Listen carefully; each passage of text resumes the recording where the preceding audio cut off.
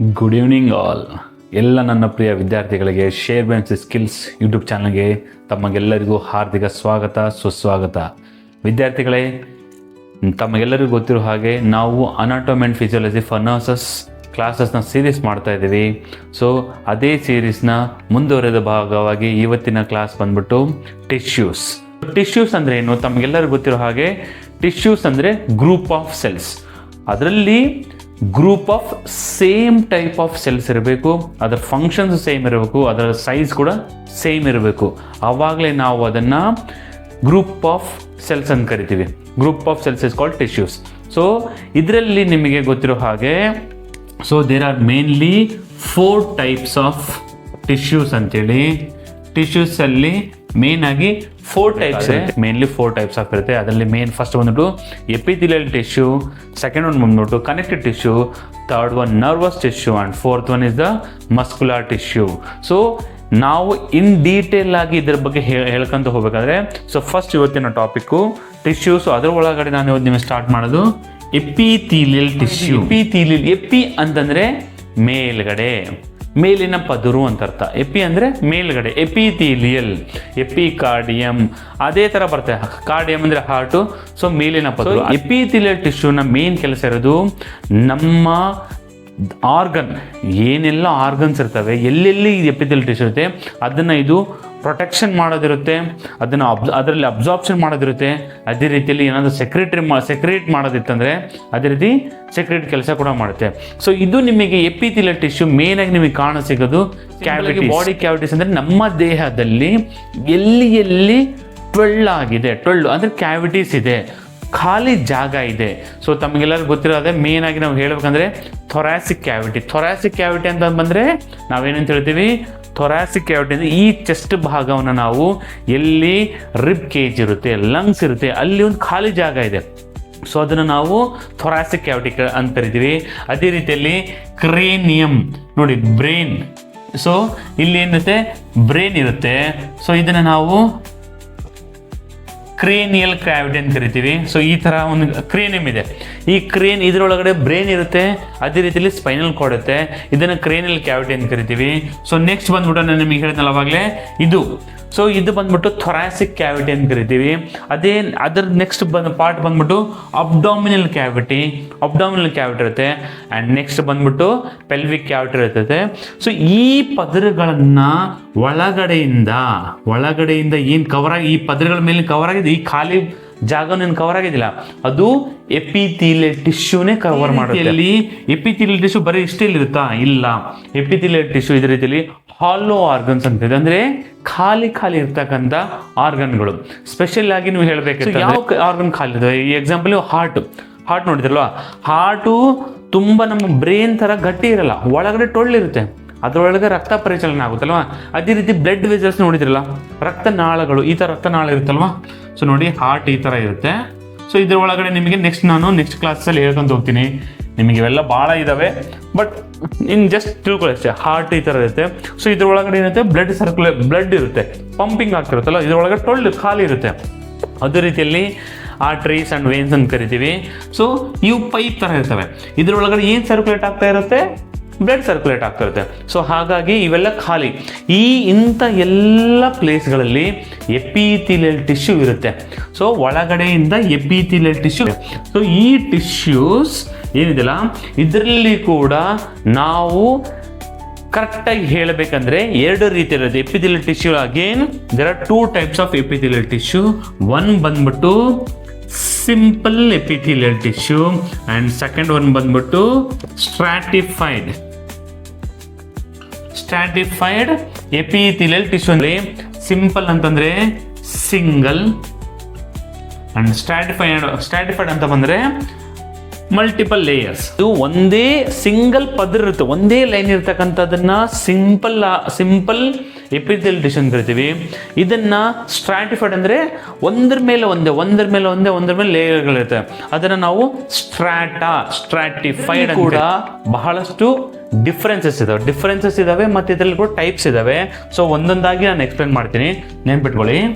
So first ಬಂದ್ಬಿಟ್ಟು single ಆಗಿರ್ತಕ್ಕಂಥದ್ದು. ಇದೇನು ಸರ್? ಬೇಸ್ಮೆಂಟ್ ಇದು ಬೇಸ್ಮೆಂಟ್ ಇರುತ್ತೆ, ಒಂದು ಬೇಸ್ ಒಂದು ಬುನಾದಿ, ಒಂದು ಅದಕ್ಕೆ ಅಂಟ್ಕೊಳ್ಲಿಕ್ಕೆ ಏನಾದರೂ ಒಂದು ಬೇಕಲ್ಲ, ಅದಕ್ಕೆ ನಾವು ಬೇಸ್ ಅಂತ ಕರಿತೀವಿ.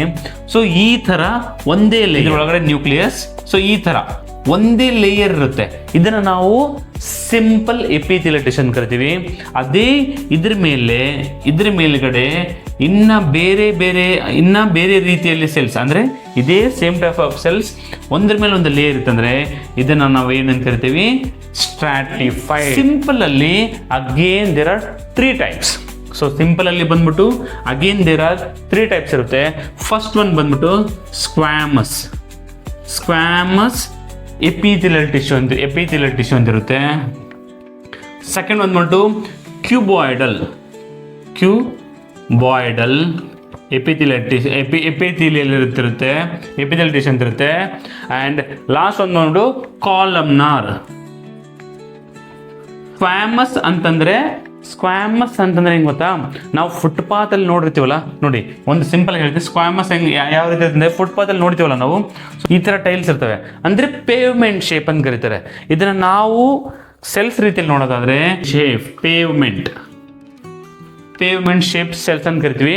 ಸೊ ಇವು ಎಲ್ಲಿ ಸಿಗ್ತವೆ ಸರ್, ನಮ್ಮ ದೇಹದಲ್ಲಿ ಎಲ್ಲಿ ಇರ್ತವೆ ಅಂತ ನೀವು ಕೇಳಿದ್ರೆ, ಸ್ಕ್ವಾಮಸ್ ಎಪಿಥೆಲಿಯಲ್ ಟಿಶ್ಯೂ ಇದು ಭಾಳ ಇಂಪಾರ್ಟೆಂಟ್. ಯಾಕೆ ಅಂತಂದರೆ ಇದು ನಮ್ಮ ದೇಹದಲ್ಲಿ ಆಲ್ಮೋಸ್ಟ್ ಎಲ್ಲೆಲ್ಲಿ ಖಾಲಿ ಟ್ಯೂಬ್ ಇದ್ದಂಗೆ ಇರ್ತಾವಲ್ಲ ಅಲ್ಲೆಲ್ಲ ಸಿಗುತ್ತೆ.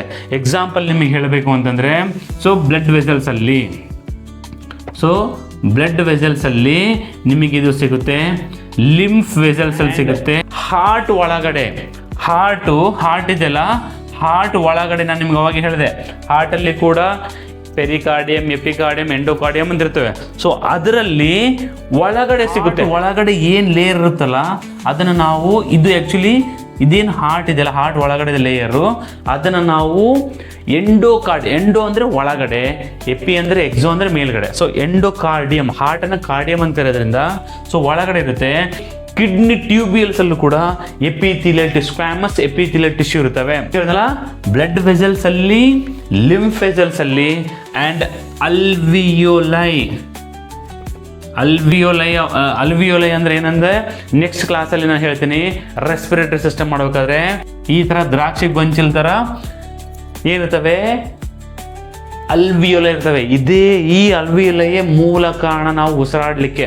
ಇದರ ಒಳಗಡೆನೆ ಅಶುದ್ಧ ರಕ್ತ ಹೋಗಿ ಶುದ್ಧ ರಕ್ತ ಆಗೋದು ಇಲ್ಲಿನೇ. ಸೊ ಅದು ನೆಕ್ಸ್ಟ್ ಬರ್ತಾ ಕ್ಲಾಸಲ್ಲಿ ನಿಮಗೆ ಹೇಳ್ಕೊಡ್ತೀನಿ ನಾನು. ಸೊ ಇದ್ರ ಲೇಯರ್ ಒಳಗಡೆನು, ಇದ್ರ ಒಳ ಲೇಯರ್ನು ಸ್ಕ್ವಾಮಸ್ ಎಪಿಥೆಲಿಯಲ್ ಟಿಶ್ಯೂ ಇರುತ್ತೆ. ಸೊ ಅಷ್ಟೇ ಅಲ್ಲದೆ ಕಿಡ್ನಿಯ ಕಲೆಕ್ಟಿಂಗ್ ಟ್ಯೂಬ್ಯೂಲ್ಸ್ ಅಂತ ಕರೀತೀವಿ, ಕಿಡ್ನಿ ಡಕ್ಟ್ಸ್ ಇರ್ತವೆ, ಅಲ್ಲಿ ಕೂಡ ಎಪಿಥೆಲಿಯಲ್ ಟಿಶ್ಯೂ, ಅದರಲ್ಲಿ ಸ್ಕ್ವಾಮಸ್ ಎಪಿಥೆಲಿಯಲ್ ಟಿಶ್ಯೂ ಇರುತ್ತೆ. ಎಪಿಥೆಲಿಯಲ್ ಟಿಶ್ಯೂ ಮೇನ್ ಆಗಿ ಸಿಗ್ತಕ್ಕಂಥದ್ದು heart lining, inner side of the heart, ಅದನ್ನು ನಾವು ಎಂಡೋಕಾರ್ಡಿಯಂ ಅಂತ ಕರಿತೀವಿ. ಅದೇ ರೀತಿಯಲ್ಲಿ ಬ್ಲಡ್ ವೆಸಲ್ಸಲ್ಲಿ ಆ್ಯಂಡ್ ಲಿಂಫ್ ವೆಸಲ್ಸಲ್ಲಿ ಸಿಗುತ್ತೆ. ಅಲ್ಲಿ ನಾವು ಏನಂತ ಕರಿತೀವಿ, ಎಂಡೋಥೀಲಿಯಂ. ಎಂಡೋ ಅಂದರೆ ಅವಾಗ ಹೇಳಿದ್ರೆ ನಾನು ನಿಮಗೆ ಇನ್ಸೈಡ್, ಒಳಗಡೆ ಎಂಡೋಥೀಲಿಯಂ ಅಂತ ಇರುತ್ತೆ. ಅಲ್ವಿಯೋಲೈ ಆಫ್ ದಿ ಲಂಗ್ಸ್ ಒಳಗಡೆ ಅಲ್ವಿಯೋಲೈ ಇರ್ತವೆ. ಒಳಗಡೆ ಮೇನ್ ಆಗಿ ಏನಿರುತ್ತೆ, ಈ ಸ್ಕ್ವಾಮಸ್ ಎಪಿಥೆಲಿಯಲ್ ಟಿಶ್ಯೂ ಇರುತ್ತೆ. ಆ್ಯಂಡ್ ಮೋರ್ ಓವರ್ ಲಾಸ್ಟ್ ಒಂದು ಬಂದಾಗ ನಿಮಗೆ ಕಿಡ್ನಿದ ಕಲೆಕ್ಟಿಂಗ್ ಡಕ್ಟ್ಸ್ ಇದಾವೆ. ಸೊ ನಿಮಗೆ ನೆಕ್ಸ್ಟ್ ಹೇಳಬೇಕಾದ್ರೆ ಅದು ಕೂಡ ನಿಮಗೆ ಎಕ್ಸ್ಕ್ರೀಟರಿ ಸಿಸ್ಟಮ್ ಮಾಡಬೇಕಾದ್ರೆ ನಿಮಗೆ ಹೇಳ್ಕೊಡ್ತೀನಿ. ನೆಫ್ರಾನಲ್ಲಿ ಯಾವ ಥರ distal convoluted tubule, proximal convoluted tubule and collecting ducts ಎಲ್ಲ ಇರ್ತವೆ. But cuboidal epithelial tissue, squamous ಅಂದರೆ ಗೊತ್ತಾಯ್ತಲ್ಲ ನಿಮಗೆ, ಪೇವ್ಮೆಂಟ್ ಶೇಪ್, ರೋಡ್ ಫುಟ್ಪಾತ್ ಆ ಥರ ಇರುತ್ತೆ. ಈ ಕ್ಯೂಬಾಯ್ಡಲ್ ಅಂತಂದರೆ ಕ್ಯೂಬ್ ಥರ ಸೆಲ್ಸ್ಗಳು. ಸೊ ಇದನ್ನು ನಾವು ಕ್ಯೂಬಾಯ್ಡಲ್ ಎಪಿಥೆಲಿಯಲ್ ಟಿಶ್ಯೂ ಅಂತ ಕರಿತೀವಿ. ಇವು ಎಲ್ಲಿ ಕಾಣಸಿಗ್ತವೆ ಅಂತಂದರೆ, ಸೊ ನಾನು ನಿಮಗೆ ಅವಾಗ ಹೇಳಿದಾಗೆ ಇದೊಂದು ನೆಫ್ರಾನ್ ಇದೆ. ಸೊ ಈ ನೆಫ್ರಾನ್ ಒಳಗಡೆ ಇದನ್ನು ನಾವು ಪ್ರಾಕ್ಸಿಮಲ್ ಕನ್ವೋಲ್ಯೂಟೆಡ್ ಟ್ಯೂಬಲ್, ಇದನ್ನು ಡಿಸ್ಟಲ್ ಕನ್ವೋಲ್ಯೂಟೆಡ್ ಟ್ಯೂಬಲ್ ಅಂತ ಕರಿತೀವಿ. ಆಮೇಲೆ ಇಲ್ಲಿ ಕಲೆಕ್ಟಿಂಗ್ ಡಕ್ಟ್ಸ್ ಅಂತ ಕರಿತೀವಿ. ಸೊ ಇವೆಲ್ಲ ಇರ್ತವೆ. ಈ ಟ್ಯೂಬ್ಯೂಲ್ಸ್ ಒಳಗಡೆ ಇದೇನು ನೆಫ್ರಾನ್ ಇದೆಯಲ್ಲ, ಕಿಡ್ನಿ ಒಳಗಡೆ ಇರುತ್ತೆ, ಇದೇ ಮೇನ್ ನೆಫ್ರಾನು. ಸೊ ಇದ್ರ ಒಳಗಡೆ ಏನು ಲೇಯರ್ಸ್ ಇದಾವಲ್ಲ, ಸೆಲ್ಸ್ ಟಿಶ್ಯೂಸ್ ಲೇಯರ್ ಇದೆಯಲ್ಲ, ಪದರ್ ಇದೆಯಲ್ಲ, ಅದು ಕ್ಯೂಬಾಯ್ಡಲ್ ಎಪಿಥೆಲಿಯಲ್ ಟಿಶ್ಯೂ ಇಂದ ಮಾಡಿರೋದು. ಸೊ ಅರ್ಥ ಆಯ್ತಲ್ಲ. ಸೊ ನೆಕ್ಸ್ಟ್ ಬಂದ್ಬಿಟ್ಟು ಕಾಲಮ್ನಾರ್ ಅಂದರೆ ಸಿಂಪಲ್ ಕಾಲಮ್, ನಾವು ಮನೆಯಲ್ಲಿ ಕಾಲಮ್ ನೋಡ್ತೀವಲ್ಲ, ಕಂಬ. ಸೊ ಸೆಲ್ಸ್ಗಳು ಈ ಥರ ಇರ್ತವೆ, ಉದ್ದಕ್ಕೆ ಈ ಥರ ಇರ್ತವೆ ಸೆಲ್ಸ್ಗಳು, ಈ ಥರ ಕಾಲಮ್ ಆಗಿರ್ತವೆ. ಅರ್ಥ ಆಯ್ತಲ್ಲ? ಸೊ ಇದು ಎದ್ರ ಮೇಲೆ ಸೆಟಲ್ ಆಗಿರ್ತವೆ, ಒಂದು ಬೇಸ್ಮೆಂಟ್ ಮೆಂಬರೇನ್ ಇರುತ್ತೆ, ಇದ್ರ ಮೇಲೆ ಇರ್ತವೆ. ಸೊ ಇದರಲ್ಲಿ ಯಾಕೆ ಸರ್ ಇದು ಕಾಲಮ್ ಅಲ್ಲಿ ಇದು ಎಲ್ಲಿ ಇಲ್ಲಿ ಇದನ್ನ ನಾವು ಎಲ್ಲಿ ನೋಡ್ತೀವಿ ಅಂತಂದ್ರೆ, ಮೇನ್ ಆಗಿ ತಿಳ್ಕೊಳ್ಳಿ, ಇದು ಸಿಗ್ತಕ್ಕಂಥದ್ದು ನಮ್ಮ ಟ್ರ್ಯಾಕೆ ಅಂತ ಕರಿತೀವಿ ನಾವು. ರೆಸ್ಪಿರೇಟರಿ ಸಿಸ್ಟಮ್ ಓದ್ಬೇಕಾದ್ರೆ ಟ್ರ್ಯಾಕೆ ಬರುತ್ತೆ, ಅದ್ರೊಳಗಡೆ ನಾನು ನಿಮಗೆ ಹೇಳ್ಕೊಡ್ತೀನಿ ಟ್ರ್ಯಾಕೆ ಅಂದ್ರೆ ಏನಂತೇಳಿ. ನಮಗೆ ಗಂಟಲಿದೆ ಅಲ್ವಾ, ನಮಗೆ ಕೆಮ್ಮು ಬರುತ್ತೆ, ನಿಮಗೆ ಗೊತ್ತಿದೆ ತಾನೇ? ಕೆಮ್ಮು ಎದಕ್ಕೆ ಬರುತ್ತೆ ಗೊತ್ತಾ? ನಮ್ಮ ಗಂಟಲು ಒಳಗಡೆ ಈ ಥರ ಕಾಲಮ್ನಾರ್ ಸೆಲ್ಸ್ ಇರ್ತವೆ, ಹಿಂಗ ಈ ಥರ ಕಾಲಮ್ನಾರ್ ಸಣ್ಣ ಸಣ್ಣ ಇರ್ತವೆ, ನಿಮಗೆ ಕಾಣಿಸಿಗಲ್ಲ, ಈ ಥರ ಟ್ರ್ಯಾಕೆ ಒಳಗೆ ಸಿಗುತ್ತೆ. ಇದ್ರ ಮೇಲ್ಗಡೆ ಕೂದಲ ಇದ್ದಂಗೆ ನೋಡಿ, ಒಂದು ಸೆಲ್ ತೋರಿಸ್ತೀನಿ, ಇದ್ರ ಮೇಲ್ಗಡೆ ಈ ಥರ ಕೂದಲ ಇದ್ದಂಗೆ ಇರ್ತವೆ. ಇದ್ರ ಮೇಲ್ಗಡೆ ಈ ಕಾಲಮ್ನಾರ್ ಸೆಲ್ಸ್ ಮೇಲೆ ಕೂದಲ, ಇದನ್ನ ನಾವು ಏನಂತ ಕರಿತೀವಿ? ಒಳಗೆ ಸೀಲಿಯಾ ಅಂತ ಕರಿತೀವಿ. ಇವನ್ನ ಸೀಲಿಯಾ, ಈ ಕೂದಲುಗಳನ್ನ ಸೀಲಿಯಾ ಅಂತ ಕರಿತೀವಿ. ಇವು ಏನು ಮಾಡ್ತವೆ ಅಂತಂದರೆ, ನಾವೇನಾದರೂ ಉಸಿರಾಡಬೇಕಾದ್ರೆ ಉಗುಳು ಅಥವಾ ಏನಾದರೂ ಪಾರ್ಟಿಕಲ್ ನುಂಗ್ಬಿಡ್ತೀವಲ್ಲ, ನಮಗೆ ಕೆಮ್ಮು ಬರುತ್ತೆ ಗೊತ್ತಾ ನಿಮಗೆ? ಸೊ ಅದು ಬಿಕಾಸ್ ಆಫ್ ಈ ಸೀಲಿಯಾ. ಇದೇನು ಮಾಡುತ್ತೆ? ಅದನ್ನು ಟ್ರ್ಯಾಪ್ ಮಾಡುತ್ತೆ. ನಮ್ಮ ಶ್ವಾಸಕೋಶದಲ್ಲಿ ಹೋಗ್ಲಾರ್ದಂಗೆ ಸಣ್ಣ ಉಗುಳಿರ್ಬೋದು, ನೀರಿನ ಕಣ ಇರ್ಬೋದು, ನಮ್ಮ ಶ್ವಾಸಕೋಶದಲ್ಲಿ ಹೋಗ್ಲಾರ್ದಂಗೆ, ನಮಗೆ ತೊಂದರೆ ಆಗ್ಲಾರ್ದಂಗೆ ಈ ಸೀಲೆಗಳು ಕೂದಲುಗಳು ತಡೆದಿಡಿತವೆ. ಸೊ ಅದಕ್ಕೆ ಮೇನ್ ಆಗಿ ಈ ಕಾಲಮ್ನಾರ್ ಎಪಿಥೆಲಿಯಲ್ ಟಿಶ್ಯೂ ಇದ್ರ ಮೇಲೆ ಫಸ್ಟ್ ಲೇಯರ್ ಆಗಿರುತ್ತೆ. ಅಷ್ಟೇ ಅಲ್ಲದೆ ನಮ್ಮ ಹೊಟ್ಟೆಯ ಭಾಗದಲ್ಲಿ, ನಮ್ಮ ಹೊಟ್ಟೆಯಲ್ಲಿ ನೀವು ಸ್ಮಾಲ್ ಇಂಟೆಸ್ಟೈನ್ ನೋಡಿರ್ತೀರ. ಸ್ಮಾಲ್ ಇಂಟೆಸ್ಟೈನ್ ಅಂತ ಕೇಳಿರ್ತಿರಲ್ಲ, ಈ ಥರ ಸಣ್ಣ ಕರಳು ಅಂತ ಕರಿತೀವಲ್ಲ, ಆ ಸಣ್ಣ ಕರಳು ಒಳಗಡೆ ಕೂಡ ನಮಗೇನು ನೋಡಿ ಸಿಗುತ್ತೆ? ನಿಮಗೆ ಕಾಲಮ್ನಾರ್ ಎಪಿಥೆಲಿಯಲ್ ಇದು ಸೆಲ್ಸ್ ಇರ್ತವೆ, ಟಿಶ್ಯೂಸ್ ಇರುತ್ತೆ. ಬಟ್ ಅಲ್ಲಿ ಮೇಲ್ಗಡೆ ಸೀಲಿ ಇರೋದಿಲ್ಲ, ಅಲ್ಲಿ ಏನಿರ್ತವೆ ಗೊತ್ತಾ? ಸುತ್ತಲೆಲ್ಲ ಈ ಥರ ಮೈಕ್ರೋವಿಲ್ಲೈ ಅಂತ ಇರ್ತವೆ. ಆ ಸೆಲ್ಸ್, ಆ ಕಾಲಮ್ನಾರ್ ಎಪಿಥೆಲಿಯಲ್ ಟಿಶ್ಯೂ ಮೇಲೇನೆ ಈ ಥರ ಮೈಕ್ರೋವಿಲ್ಲೈ ಅಂತಿರುತ್ತೆ. ಮೈಕ್ರೋವಿಲ್ಲೈ ಅಂತಂದ್ರೆ ಸಣ್ಣ ಇದ್ರ ಮೇಲೆ ಸಣ್ಣ ಹೋಲ್ ಇರ್ತವೆ. ಇದ್ರ ಒಳಗಡೆ, ಇದ್ರ ಮೇಲ್ಗಡೆ ಹಿಂಗ ಸಣ್ಣ ಹೋಲ್ ಇರ್ತವೆ. ಇದು ಏನು ಮಾಡ್ತೈತಿ? ಏನಪ್ಪ ಇದ್ರ ಕೆಲಸ ಅಂದರೆ ಅಬ್ಸಾರ್ಪ್ಷನ್. ನಾವು ಊಟ ಮಾಡಿರ್ತಕ್ಕಂಥ, ನಾವೆಲ್ಲ ಅನ್ಕೊಂಡಿರ್ತೀವಲ್ಲ, ನಾವು ಊಟ ಮಾಡಿದ್ದು ಹೊಟ್ಟೆಯಲ್ಲಿರುತ್ತೆ, ಹೊಟ್ಟೆಯಲ್ಲಿ ಅಬ್ಸಾರ್ಪ್ಷನ್. ನಮ್ಮ ಊಟ ಹೊಟ್ಟೆಯಲ್ಲಿ ಅಬ್ಸಾರ್ಪ್ಷನ್ ಆಗಲ್ಲ. ನಾವು ಮಾಡಿರ್ತಕ್ಕಂಥ ಊಟ ಇರ್ಬೋದು, ನೀರು ಕೂಡ ಏನೇ ಇದ್ರೂ ಅದು ಅಬ್ಸಾರ್ಪ್ಷನ್ ಆಗೋದು ಸ್ಮಾಲ್ ಇಂಟೆಸ್ಟೈನಲ್ಲಿ, ಅಂದರೆ ಸಣ್ಣ ಕರಳಲ್ಲಿನೇ ಅಬ್ಸಾರ್ಪ್ಷನ್ ಆಗೋದು. ನಾವು ಹೊಟ್ಟೆ ಏನು ಗೊತ್ತಾ? ನಾವು ತಿಂದಿರ್ತಕ್ಕಂಥ ಊಟನ ಚೆನ್ನಾಗಿ ಪುಡಿ ಮಾಡಿ, ನೈಸ್ ಮಾಡಿ, ಒಂಥರ ಪೌಡ್ರ್ ಫಾರ್ಮಲ್ಲಿ ಮಾಡಿ, ಅದನ್ನು ನೆಕ್ಸ್ಟ್ ಸ್ಮಾಲ್ ಇಂಟೆಸ್ಟೈನಲ್ಲಿ ದೂಕುತ್ತೆ. ಆ ಸ್ಮಾಲ್ ಇಂಟೆಸ್ಟೈನಲ್ಲಿ ಏನಾಗುತ್ತೆ? ಫುಡ್ ಅಬ್ಸಾರ್ಪ್ಷನ್ ಆಗುತ್ತೆ. ಎದ್ರ ಮೂಲಕ ಅಬ್ಸಾರ್ಪ್ಷನ್ ಆಗುತ್ತೆ? ಎದ್ರ ಮೂಲಕ ಒಂದು ಸಣ್ಣ ಪಾಟ್, ನಮಗೆ ಕಣ್ಣಿಗೆ ಕೂಡ ಕಾಣಲ್ಲ ಅಷ್ಟು ಸಣ್ಣ ಪೌಡ್ರ್ ಇರುತ್ತಲ್ಲ, ಆ ಪೌಡ್ರ್ಕ್ಕಿಂತ ಇನ್ನೂ ತೆಳ್ಳಗೆ ಪೌಡ್ರ್ ಆಗಿರ್ತಕ್ಕಂಥ ಪೌಡರ್ ಮಾಡುತ್ತೆ ಹೊಟ್ಟೆಯಲ್ಲಿ. ಅಲ್ಲಿಂದ ಇದು ಮೈಕ್ರೋವಿಲೈ, ಅಂದರೆ ಈ ಸ್ಮಾಲ್ ಇಂಟೆಸ್ಟೈನಲ್ಲಿ ಮೈಕ್ರೋವಿಲೈ ಒಂದು ಸೆಲ್ ಇರುತ್ತೆ, ಅದ್ರ ಮೂಲಕ ಫುಡ್ ಅಬ್ಸಾರ್ಪ್ಷನ್ ಆಗಿ ಬ್ಲಡ್ ಸರ್ಕ್ಯುಲೇಷನ್, ಬ್ಲಡ್ಡಲ್ಲಿ ಹೋಗುತ್ತೆ, ಬ್ಲಡ್ನಿಂದ ಆಲ್ ಓವರ್ ಬಾಡಿ ಸರ್ಕ್ಯುಲೇಟ್ ಆಗುತ್ತೆ ಫುಡ್. ಸೊ ಈ ಥರ ಫುಡ್ ಸರ್ಕ್ಯುಲೇಟ್ ಆಗುತ್ತೆ. ಸೊ ಅದಕ್ಕೆ ಮೂಲ ಕಾರಣ ಏನು? Columnar epithelial tissue. ಸೊ ಈ ಥರ ನಮ್ಮ ದೇಹದಲ್ಲಿ ಇದು ಎಲ್ಲೆಲ್ಲಿ ನೋಡಿ ಸಿಗುತ್ತಪ್ಪ ಅಂತಂದರೆ, ಕಾಲಮ್ನಾರ್ ಎಪಿಥೆಲಿಯಲ್ ಟಿಶ್ಯೂ ಒಂದು ನಿಮಗೆ ಟ್ರ್ಯಾಕೆದಲ್ಲಿ ಸಿಗುತ್ತೆ, ನಿಮಗೆ ಸ್ಮಾಲ್ ಇಂಟೆಸ್ಟೈನಲ್ಲಿ ಸಿಗುತ್ತೆ, ಅದೇ ರೀತಿಯಲ್ಲಿ ನಿಮಗೆ ಸ್ಟಮಕಲ್ಲಿ ಕೂಡ ಸಿಗುತ್ತೆ. ಫೆಲೋಪಿಯನ್ ಟ್ಯೂಬ್ ಅಂತ ಬರುತ್ತೆ. ಸೊ ಅದು ಹೆಣ್ಣು ಮಕ್ಕಳಿರುತ್ತೆ. ಆ ಫೆಲೋಪಿಯನ್ ಟ್ಯೂಬಲ್ಲಿ ಕೂಡ ಅದೇನು ಮಾಡುತ್ತೆ? ಅಲ್ಲಿ ಓಮನ್ನು, ಈ ಥರ ಫೆಲೋಪಿಯನ್ ಟ್ಯೂಬ್, ಯೂಟ್ರಸ್ ಈ ಥರ ಇದ್ದರೆ ಈ ಥರ ಫೆಲೋಪಿಯನ್ ಟ್ಯೂಬ್ ಇರುತ್ತೆ.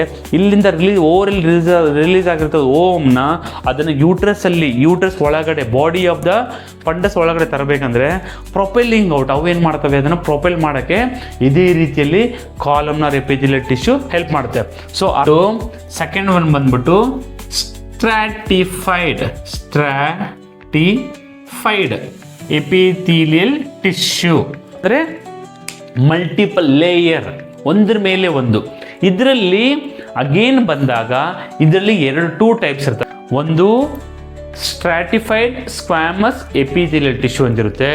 ಸೆಕೆಂಡ್ ಒನ್ ಬಂದ್ಬಿಟ್ಟು ಟ್ರಾನ್ಸಿಷನಲ್ ಎಪಿಥೆಲಿಯಲ್ ಟಿಶ್ಯೂ ಅಂತಿರುತ್ತೆ. So stratified squamous epithelial tissue ಅಲ್ಲಿ again there are two types. So ಇದ್ರ keratinised stratified epithelial tissue, non keratinised epithelial tissue ಅಂತ. ಸರ್ ಇದೇನು ಸರ್ ಕೆರಾಟಿನೈಸ್ಡ್ ಅಂತ?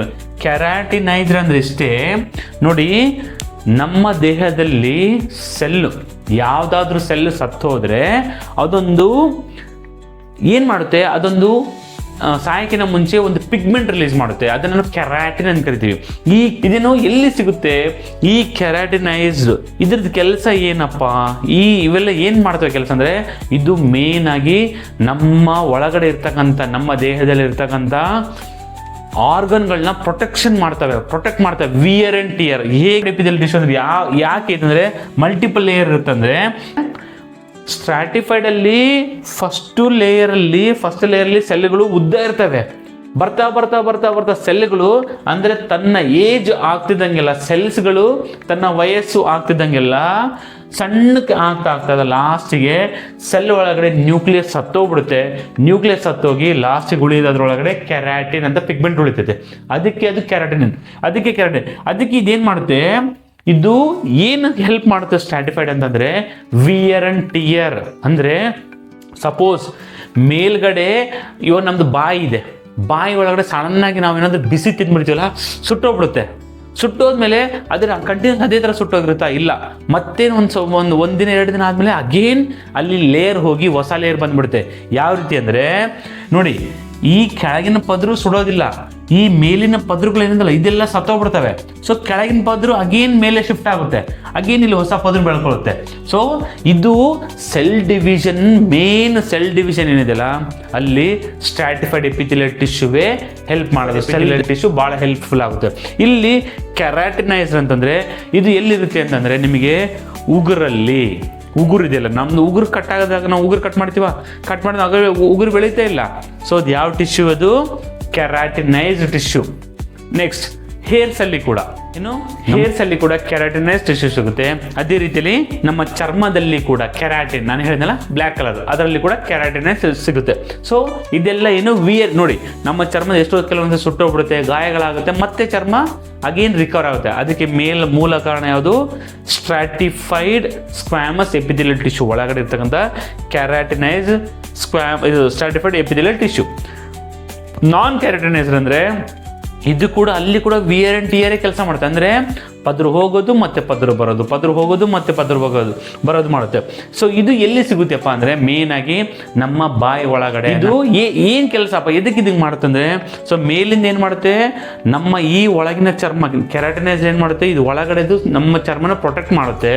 ಬಟ್ ನಾನ್ ಕೆರಾಟಿನೈಸ್ ಏನು ಮಾಡುತ್ತೆ, ನಮ್ಮ ಬಾಯಿ ಡಿಹೈಡ್ರೇಷನ್ ಒಣಗಲಾರ್ದಂಗೆ ಇರಲಿಕ್ಕೆ ಸೆಲ್ಸು ಬಹಳ ಹೆಲ್ಪ್ ಮಾಡ್ತವೆ, ಉಪಯೋಗಕ್ಕೆ ಬರ್ತವೆ.